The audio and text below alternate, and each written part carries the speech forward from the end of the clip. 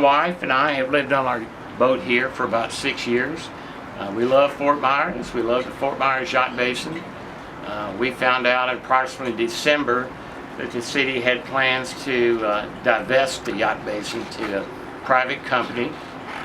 We watched the request for proposal procedures very closely.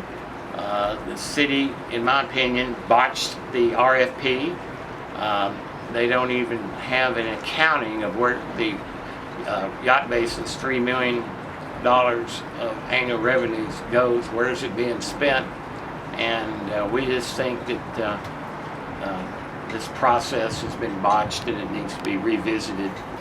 Yes, the last dock manager retired approximately a year ago, and it's been a free-for-all for junk, dangerous, unseaworthy boats to come in here and just stay, and are abandoned, some are sink, and this is all the city's fault for not enforcing the rules that are on the books.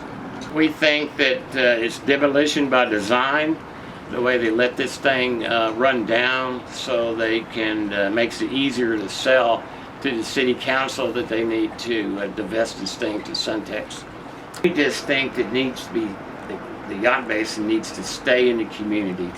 It needs to be separated to a separate operating entity like the Edison Ford estate, and all the revenues need to go back into the maintenance and management of the marina.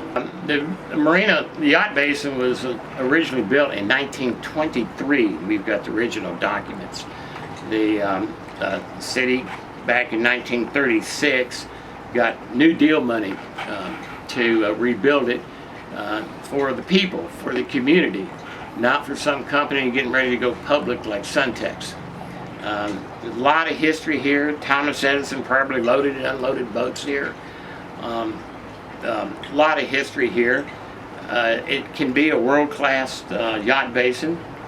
To do that, you don't have to be the biggest.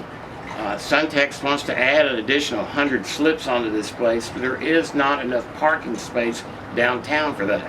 Common knowledge in a lot of old marinas, not as old as this one, that lead and copper and other toxic pollutants flake off boat bottoms, settle to the bottom, and remain undisturbed until they start dredging.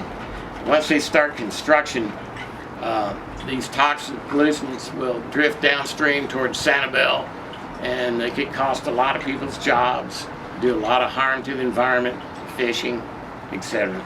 There's a real shortage of marina slips to rent. You're going to see boats anchored out in front of people's homes from here all the way to Sanibel. Unfortunately, some will dump raw sewage right into the river. It's already a problem now. The water police are overwhelmed with it, and you're going to see more of that. I'm not advocating don't touch this or don't make any changes. Change has got to be made with the management. But there's the right way with the project approach on this. And they're just not taking the environmental issue very seriously, and they should.